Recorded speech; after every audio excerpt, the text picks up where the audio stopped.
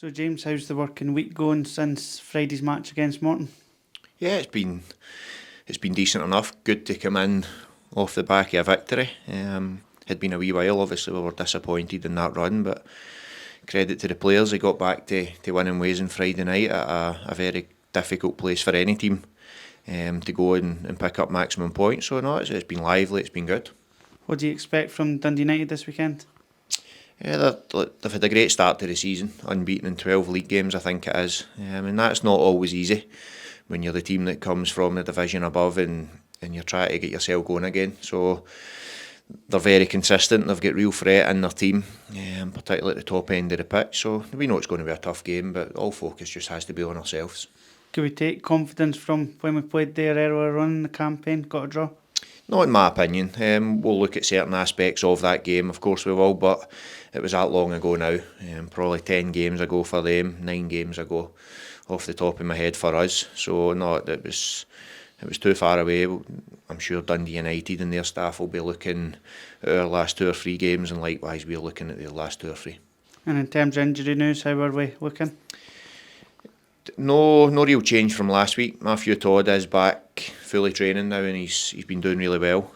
So last Friday was probably just too soon in terms of the load that we had managed to get into Matthew in training. So we opted to persevere with him and top him up over the weekend, and he's trained really well this week. Kane's looking better and better every day.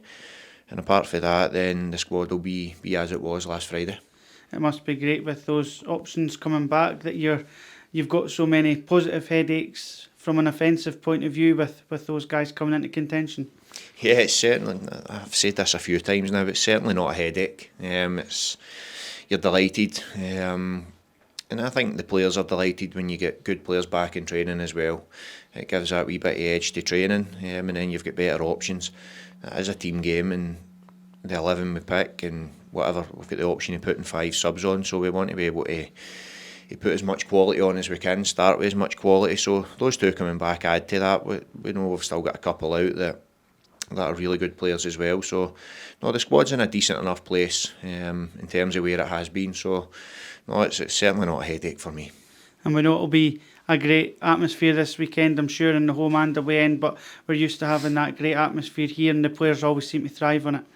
Yeah, and I think that's a result of a bit of both, how hard the players have worked over the last 15 or 16 months, however long it's been, and the backing from the fans that have just been desperate to see a bit of success at this football club. And by success, I mean them winning games or putting performances on, and I think that's what that group of players have done consistently over that period. And if you do that, the fans will always get behind you. It will be a good atmosphere. Dundee United will obviously bring a decent backing as well, given their position in the league and their start to the season. So it's under the lights, the pitch is good, it can be a good night, but we've just got to turn up and perform, give our supporters something to shout about, and by doing that we're going to give ourselves the best chance of getting a positive result from the game.